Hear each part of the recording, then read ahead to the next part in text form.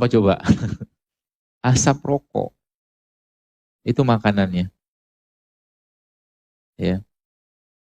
Sepertinya sih nggak ada yang merokok di sini. Kayaknya. Ya apa-apa, rokok aja terus. Rokok tuh bikin awet muda. Nggak sempet tua, mati duluan. Awet mudanya, gitu, kata guru saya gitu. Baik, jadi ibu sekalian, itu ya. Nyata jin tuh nggak suka dengan makanan sehat. Maka sebenarnya kalau bahasa saya tadi, ya, tadi kita kan bahwa dalam Islam itu pedoman makanan itu 3. Yang pertama halal, yang kedua toyib, dia harus baik, yang ketiga nggak boleh berlebihan. Madu sehat, tapi sehari minum seliter, masalah juga bagi badan. Kurma sehat, tapi kalau sehari minum sekilo atau makan sekilo juga masalah badan kita. Nggak boleh berlebihan. Gitu loh. Kalau berlebihan judulnya apa? Utamakan, berarti nafsu diutamakan. Gitu loh. Ya maka semakin kita melihat ini semua, oh ternyata Masya Allah, ternyata selama ini keliru cara menyayangi badan. Jadi kalau ada orang bilang, dokter ternyata sulit ya hidup sehat. Iya sulit, jujurnya sulit. Tapi kalau nggak dicobain, sampai kapan mau hidup kayak begitu terus? Sering saya sampaikan bahwa hidup sehat itu seperti orang bangun malam. Bangun malam tuh enak nggak? Nggak enak loh. Orang tidur, dia bangun, sholat, ngaji katakanlah. Orang asik main-main kumpul sama teman, dia malah sibuk dengan Quran. Nggak enak. Maka kalau semakin nggak enak yang kita lakukan, dan kita rasakan dari nafsu, dari kolbu, dari hati kita, semakin besar pahalanya. Contoh, saya katakan tadi, puasa. Misalkan. Puasa tuh nggak enak. Siapa yang mau puasa? Nggak ada. Ya. Tapi karena nggak enaknya puasa, dari secara nafsunya kita, karena bawaannya pengen makan terus. Apa yang terjadi? Allah kasih satu pintu khusus bagi orang yang berpuasa. Coba. Seperti itu kan polanya. Ya sama juga nih hidup sehat. Kalau nggak dimulai, mau kapan? Dan ingat Bapak sekalian, sering saya sampaikan sekali lagi, bahwa kenapa kita perlu hidup sehat? Bagian dari rasa syukur dan ketaatan kita kepada Allah. Itu kata kunci. Kita niatkan juga karena Allah. Bukan karena gaya-gayaan. Bukan. Kita niatkan karena Allah untuk apa? Agar ibadah lebih baik. Agar ibadah lebih baik. Ya, saya ketemu dengan beberapa ikhwah itu, Masya Allah, dia cerita, dok, Masya Allah, ya, ternyata ketika sekarang, Bapak Ibu tahu nggak? Saya tanya. Banyak masalah kesehatan, khususnya di rumah tangga, maaf perceraian itu terjadi gara-gara ketidakpuasan di ranjang. Banyak loh. Gimana mau puas? Suaminya makannya seperti itu, istrinya juga nggak sehat, akhirnya apa? Istrinya susah mendapatkan rangsangan, suaminya baru apa-apa sudah keluar. Kalau bahasa Jawa itu apa? Peltu. Nempel metu.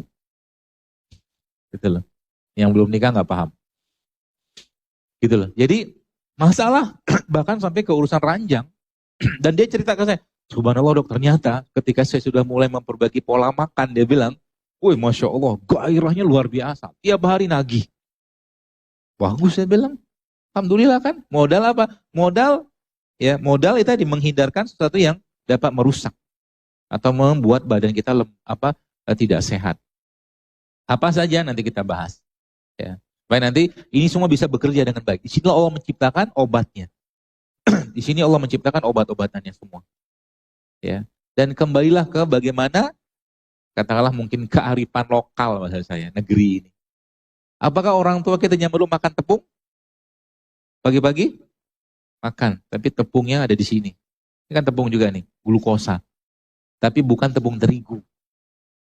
Ya kan? Orang tua kita jangan perlu makan tepung, dia makan gula juga, tapi gulanya dari ini. Sehingga aman badannya. Bukan dari tepung, beda Pak Bu. Dokter, salah satunya, saya sering banget sampaikan, kurangi atau kalau bisa stop makan gula pasir. Karena gula pasir itu 8 kali lipat kecanduannya daripada kokain. Gula pasir. Ya, kata seorang dokter di Amerika, dia pernah meliti dengan menggunakan tikus. 8 kali lipat daripada kokain. Ya, itu ngeri banget gula itu. Ya. Bagaimana cara menggantinya? Ya jangan makan gula yang kayak begini, jangan makan gula pasir. Makan ini kan manis. Pisang ini kan manis, kan gula juga. Tapi bukan jenis gula pasir. Dokter, gula kan juga ciptaan Allah, benar. Tapi beda pengolahan. Kalau Bapak Ibu, atau mungkin seseorang nyoba, ada katakanlah orang pertama, orang kedua. Si orang pertama ini, Tiap hari, pagi, siang, malam, atau 5 kali sehari, 2 sendok gula pasir, katakanlah dia makan. Pagi, siang. Artinya ada 10 sendok gula pasir dia makan tiap hari. Pertanyaan, gula pasir dari apa? Tebu. Ada orang yang kedua, tiap hari makan air tebu. 2 sendok makan. Beda nasib, Bu, orang ini. Paham maksudnya ya? Kenapa beda nasib? Karena yang ini udah diolah.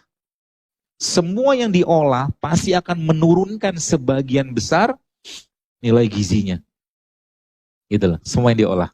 Jadi kalau Anda pengen katakanlah misalkan ya, minum jus, minum orange juice atau jus jeruk, nggak usah beli yang kemasan kalau saya, bikin aja sendiri di rumah. Gitu loh. Kalau pengen beli katakanlah misalkan kayak begini nih, tomat. Tomat ini punya anti kanker. Ya. Kalau mau dapatkan manfaat tomat, ya paling bagus ya makan tomat. Bukan minum jus tomat. Apalagi tomat dalam kemasan. Kayak saus-saus gitu-gitu kan. Coba lihat isinya apa. Dan banyak orang nggak sadar bahwa sekalian tiap hari, ya saya kemarin sempat ada lihat suatu video. Video ini di Amerika sebenarnya ceritanya video itu. Dia lihat beberapa jenis makanan-makanan yang dalam kemasan. Terus saya sebutin lah apa. Itu ternyata dalam 100 gramnya makanan tadi, dalam 100 gram makanan tadi mengandung 40 gram gula pasir. Coba, 40 gram. Dan kalau gula sudah berlebihan dalam badan kita, lama-lama dia akan diubah tubuh menjadi lemak. Lemak yang tidak baik. Gula, lemak. Gula, lemak, ingat aja baik-baik itu. Gula, terutama gula olahan atau gula refinasi, kalau nggak dipakai tubuh, dia akan diubah menjadi lemak. Pertanyaannya, apa yang dimakan seseorang ketika dia makan nasi goreng? Nasinya sudah gula, kerupuknya sudah gula, tepung. Minyaknya sudah lemak. Dimakan sama bakwan, gula lagi. Diminum sama apa? Es teh, gula lagi coba. Sehat nggak?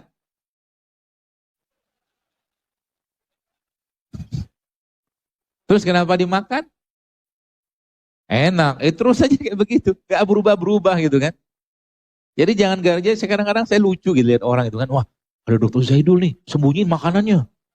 Ngapain juga. Gak ada yang melarang, saya gak memfatwakan. Saya juga siapa, saya melarang Anda makan. Ya. Tapi ingat, lagi-lagi tubuh kita tidak akan bisa dibohongin. Tenang aja. Gak bisa dibohongin.